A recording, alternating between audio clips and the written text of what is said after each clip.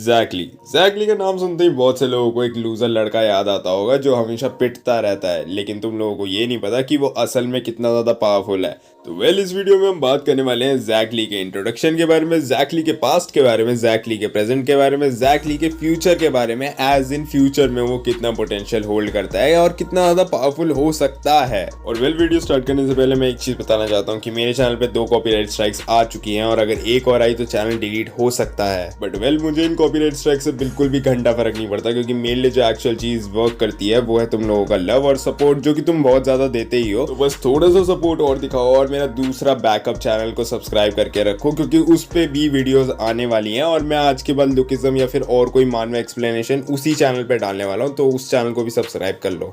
Link मैं description में डाल दूंगा। तो अगर तुमने अभी तक लुकिज्म की मानवा नहीं पढ़ी है तो जाओ पहले जाके पढ़ लो, उसके बाद ये वीडियो देख लेना, क्योंकि इस वीडियो में भारी भरकम स्पॉयलर्स होने वाले हैं। तो विद फेस फॉलो वार्निंग और without any further due video को स्टार्ट करते हैं जैकली के इंट्रोडक्शन के साथ। तो जैकली असल में है कौन? जैकली जे हाई का एक स्टूडेंट है और डैनियल का दोस्त है, दोनों डैनियल का, और फिलहाल अभी छोटे डैनियल के अंडर वो एलाइड टीम का एक मेंबर है। साथ ही साथ वो एक बॉक्सिंग जीनियस और बॉक्सिंग प्रोडिजी भी है, लेकिन उसके बावजूद भी वो लुकिज्म के आधे से ज्यादा चैप्टर तक लूजर का टाइटल लेके घूमता रहा था। तो चलो स्टार्ट करते हैं जैकली के पास्ट के साथ। तो जैकली पास्ट में फ्रेंड्स रहा था जोहान सेओंग के साथ जब वो काफी छोटा था, लेकिन जोहान सेओंग और वो अलग हो जाते हैं जब जोहान को लगता है कि दोस्त वोस्त किसी काम नहीं आते और वो इन लोगों को छोड़ के गन के पास चला जाता है। साथ ही साथ जैकली बचपन से ही मीरा सर्टिफाइड पगलू है, मतलब इसको मीरा नाम की एक लड़की पसंद है जिसके लिए कुछ भी कर सकता है। खैर, जैकली के लव इंटरेस्ट को एक साइड रखते हुए जैकली की फर्स्ट फाइट होती है जोहान सेओंग के साथ जब वो बॉक्सिंग चैंपियनशिप के फिनाले में लड़ता है जोहान से, और वो हार जाता है, बहुत बुरी तरीके से हार जाता है। सिंस वो बॉक्सिंग प्रोडिजी रहा है, लेकिन जोहान के पास कॉपिंग की एबिलिटी है। और अब सिर्फ बॉक्सिंग के साथ तो एक जीनियस को नहीं हरा सकते हो, इवन मैनेजर किम जैसे लेजेंड को भी दिक्कत होती है जोहान से लड़ने में। मतलब मैनेजर किम वैसे लड़ लेंगे, उसमें कोई इशू नहीं है, लेकिन मैनेजर किम को अगर जोहान से लड़ने का काम दिया जाए तो वो एक बारी को स्किप करना ज्यादा पसंद करेंगे। लेकिन फिलहाल बात हो रही है जैकली की। तो इसके बाद वो ज्वाइन करता है जे हाई, और जे हाई में वो सबसे पहले लड़ता है डैनियल से। मतलब पहले वो छोटे डैनियल से लड़ता है, लेकिन छोटा डैनियल तो ऑब्वियसली फाइट बैक नहीं कर सकता था, लेकिन फिर ये लड़ता है हमारे बिग डैनियल के साथ। और उसका रिजल्ट हम सब जानते हैं कि बिग डैनियल के पास फाइटिंग एक्सपीरियंस ना होते हुए भी बिग डैनियल की परफेक्ट बॉडी की वजह से वो इसको एक मुक्के में ही सुला देता है। बताओ, बॉक्सिंग प्रोडिजी की थूत बिगाड़ दी थी एक मुक्के में इसने। बट एक चीज नोटिस करने वाली यहाँ पर ये थी कि उस टाइम पे बॉक्सिंग करना छोड़ चुका था हमारा जैक, मतलब ना वो ट्रेनिंग करता था। और तुम जानते ही हो कि अगर तुम्हारे पास टैलेंट हो और तुम उस टैलेंट को एनहांस करने के लिए हार्ड वर्क के साथ कंबाइन ना करो तो वो टैलेंट बहुत ही ज्यादा वेस्ट है। वैसे जैकली के पास एक और एबिलिटी है जो हमें मानवा के अंदर नहीं दिखाई गई, और वो है खराब किस्मत। बिल्कुल सही, इस बंदे की किस्मत इतनी खराब है कि इस बंदे की बसड़ी इससे ज्यादा पावरफुल लोगों से होती है। पहले जोहान से भिड़ गया जो कि खुद एक जीनियस है, फिर डैनियल से भिड़ गया, वो भी एक जीनियस है। मतलब इस बंदे के पास खराब किस्मत तो है, बिल्कुल है। बट इसके बाद हमें एक्शन में दिखता है जैकली वर्सेस गन। बिल्कुल सही, जैकली गन से भिड़ जाता है जोहान के लिए, लेकिन गन ऑब्वियसली डॉज कर लेता है और गन बोलता है कि क्या तू मेरा सक्सेसर बनना चाहेगा। तो ये अपने आप में ही बहुत बड़ा कॉम्प्लीमेंट है। अगर गन किसी बंदे से पूछ रहा है कि वो उसका सक्सेसर बनना चाहेगा, तो गन उसको इनडायरेक्टली बोल रहा है कि भाई तेरे अंदर पोटेंशियल है और मैं तेरे को रिकॉग्नाइज कर रहा हूँ। तो अगर गन किसी को रिकॉग्नाइज कर रहा है तो तुम समझ ही जाओ कि वो कितना ज्यादा पावरफुल है।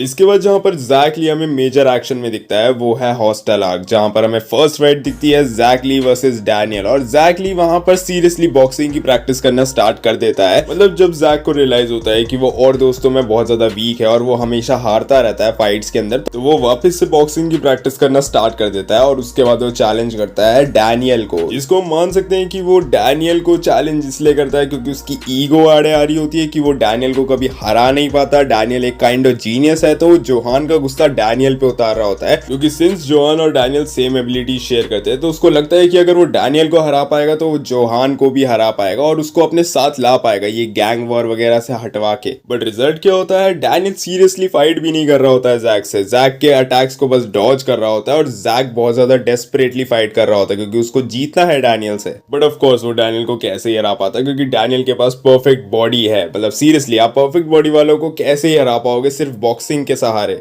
एंड इसके जस्ट बाद हम देखते हैं एक ऑफ स्क्रीन फाइट जैक और ऑली वैंग की, और ऑली वैंग ने एक दो पंचेस में ही जैक को पटक के खत्म कर दिया होगा, विच इज वाई हम कह सकते हैं कि जे हाई में अभी करंटली सबसे वीक, मतलब हॉस्टल आर्क तक सबसे वीक शायद विंजन था, और उसके बाद सेकंड वीक था जैक। और मैं विंजन को सबसे वीक इसलिए कह रहा हूँ क्योंकि मोस्ट ऑफ द टाइम उसने सन ग्लासेस लगाए होते हैं, तो इसलिए वो फाइट नहीं कर सकता। जब वो सन ग्लासेस हटा देता है तब वो एक रियल बीस्ट है, लेकिन जब उसने सन ग्लासेस लगाए होते हैं तब वो एक फट्टू बच्चे की तरह। वेल इसके बाद हम देखते हैं जैक ली लड़ता है जोहान से, मतलब जैक ली जोहान को ढूंढते ढूंढते जोहान के पास पहुंचता है और वो कहता है कि जोहान मेरे साथ चल, तेरी मॉम तेरे को याद कर रही है और तेरी मॉम को तेरी जरूरत है। बट ऑब्वियसली जोहान उस टाइम ऑब्सेस था गन से रेवेंज लेने में, तो वो नहीं जाता, और जैक ली बोलता है कि ठीक है मैं तुझे पीट के ले जाऊंगा।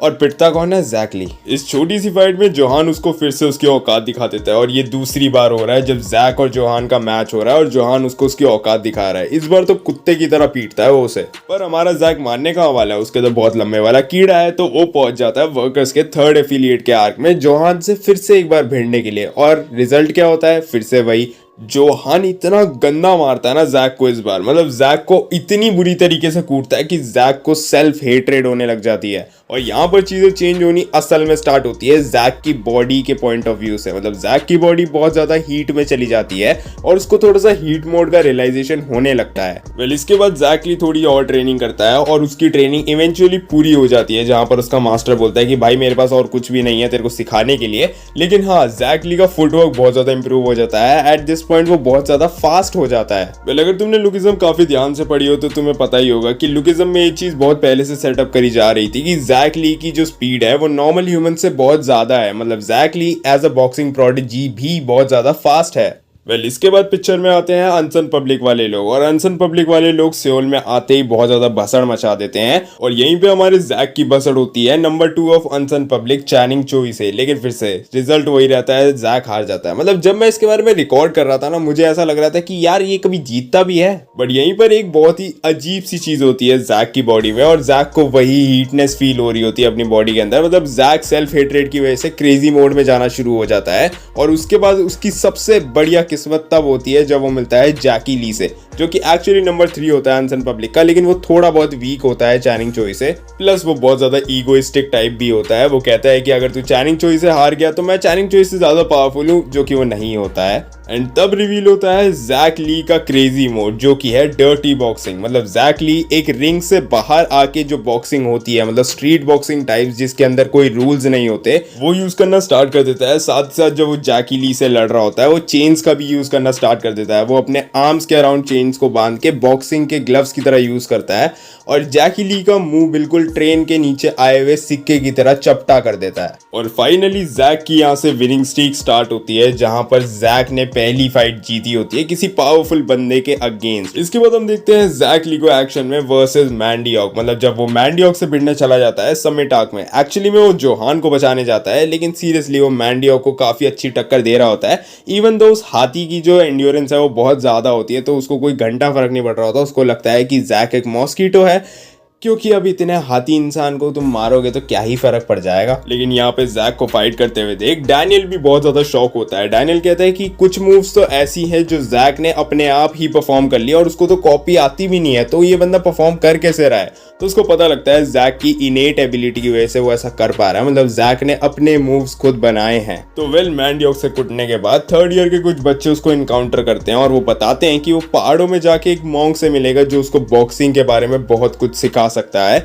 जो शायद उसने आज तक सीखा भी ना हो। जैक को हमेशा से लगता था कि उसका मास्टर उसको किलर मूव्स नहीं सिखाता जिसमें एक शॉट या 2 शॉट कर सकते हो आप किसी भी एनिमी को, लेकिन एक्चुअल में उसके मास्टर को खुद भी ऐसा नहीं पता था कि जैक जैसे प्रोडिजी को क्या ही सिखाओ। जैक को ऑलरेडी सब कुछ आता है, उसके टैलेंट और हार्डवर्क की वजह से वो बहुत ज्यादा पावरफुल एक्चुअल में था, लेकिन उसका मास्टर ये नहीं जानता था ना कि 4 मेजर क्रूज कैसे हैं और मतलब कितने ज्यादा अनोखे लोग एग्जिस्ट करते हैं लुकिज्म के अंदर। बट वेल जैक जाता है डेगू के पहाड़ों पे और उसको एनकाउंटर होता है गोंग सेओबजी, जो कि लेजेंड ऑफ फर्स्ट जनरेशन था, और सीरियसली उसको बॉक्सिंग लेजेंड ऐसे ही नहीं बोलते। जैसे ही वो गोंग सेओक जी से मिलता है, गोंग सेओक जी उसकी एंड्योरेंस को इंक्रीज करने पे काम करता है। गोंग सेओक जी उसको सिखाता है आयरन फोर्ट्रेस, मतलब काइंड ऑफ एक हाई एंड्योरेंस और हाई रेजिलियंस वाली बॉडी जो कोई भी अटैक झेल सके। और साथ ही साथ गोंग सेओक जी जैक के अंदर से वो सेल्फ हेट्रेड भी निकाल देता है जो इतने टाइम से बिल्ट हो रही थी, और सेल्फ बिलीव भर देता है कि वो कोई भी फाइट जीत सकता है। बस उसको अपनी बॉक्सिंग और अपने आप पे थोड़ा सा बिलीव रखना होगा और थोड़ा सा कॉन्फिडेंस अपना इंक्रीज करना होगा। वेल, इसके बाद हम देखते हैं जैक ली को हंट फॉर बिग डील वाले आर्क में, और हम देखते हैं कि वो फर्स्टली फाइट करता है केंटा मेगामी से। केंटा मेगामी जो क्योकुशिन कराटे का एक एक्सपर्ट है और सोचता है कि वो गन से रेवेंज लेने के लिए अब काफी ज्यादा स्ट्रांग हो गया है। वहीं पे वो बहुत बुरी तरीके से मार खाता है, वन शॉट हो जाता है जैक ली से। एक ऐसा बंदा जिसको पास्ट में उसने कीड़ा समझ के मसल दिया था, लेकिन अब उसका ऑरा इतना इंटिमिडेटिंग है कि उसको वन शॉट कर दिया, मतलब केंटा मेगामी को वन शॉट कर दिया था जैक ली ने। उसके बाद हम देखते हैं कि जैक ली अपना बदला लेने जाता है मैंडियोक से, और मैंडियोक के अटैक्स को बहुत ही अच्छे से एंड्योर कर लेता है आयरन फोर्ट्रेस का यूज करके। मतलब उसकी एंड्योरेंस और रेजिलियंस बहुत ज्यादा इंक्रीज हो जाती है एट दिस पॉइंट। और इसके बाद हम देखते हैं कि जैक ली कुटाई मचाता है मैंडियोक की, और मैंडियोक खुद भी कहता है कि इसके पंचेस की एक्सप्लोसिव पावर बहुत ज्यादा इंक्रीज हो गई है। पिछली बार जब मैं इससे मिला था, इसको मैंने कीड़े की तरह मसल दिया था। लोग इसको कीड़ा क्यों बोलते हैं? जैक ली को सभी कीड़ा बोल रहे हैं। मेगामी केंटा जो इससे छोटी पिद्दी हाइट का साला बोना, वो भी इसको कीड़ा बोल रहा था। एंड इसके जस्ट बाद हम देखते हैं गन की एंट्री होती है, और गन फिर से जैक ली को रिकॉग्नाइज करता है कि मुझे पता था तेरे अंदर फ्यूचर पोटेंशियल है, मतलब तू फ्यूचर में बहुत ज्यादा इंप्रूव कर सकता है अपने आप को और बहुत ज्यादा स्ट्रॉन्ग बन सकता है। साथ ही साथ गन जैक की क्लोथिंग देख के समझ जाता है कि गोंग सेओक जी इसका टीचर है, और गोंग सेओक जी ने इसको बहुत ज्यादा चीजें सिखा दी हैं, और जैक अब बहुत ज्यादा इंटिमिडेटिंग ऑरा रखता है। और वेल, जैसे ही गन सबकी कुटाई में चाहता है, उसके बाद जेम्स ली आ जाता है, और जेम्स ली से एक शॉर्ट फाइट होती है जैक ली, वास्को और ओजी डैनियल की, जहां पर जैक हम देखते हैं कि जेम्स ली के अटैक्स को एंड्योर कर पा रहा है। और ये तो लुकिज्म के फैंस जानते ही हैं कि जेम्स के अटैक कितनी बुरी तरीके से लगते हैं, क्योंकि उसने स्योंग जी से भी पास्ट में लड़ाई करी है, और स्योंग जी भी ये चीज कहता है कि ये बंदा पावरफुल तो है। तो इन शॉर्ट जैक ली इस पॉइंट तक बहुत ज्यादा पावरफुल ऑलरेडी हो जाता है, क्योंकि उसकी एंड्योरेंस बहुत ज्यादा बढ़ जाती है, उसके पास स्पीड की मास्टरी आ जाती है, जहां पर वो बहुत ज्यादा अच्छी तरीके से अपना फुटवर्क यूज करता है और अपनी बॉक्सिंग स्किल्स को दिखाता है लोगों को उनकी कुटाई करके। इसके बाद हम देखते हैं जैक ली वर्सेस जोहान एक बार फिर से। बिल्कुल सही, फर्स्ट एफिलिएट के आर्क में हम देखते हैं कि जोहान को कैप्चर कर लिया गया था, और जिन्योन पाक उसको एक ड्रग देता है जो कि उसके अंदर का एंगर एनहांस कर देगा और उसकी फाइटिंग स्किल्स को बहुत ज्यादा बढ़ा देगा एक लेवल तक।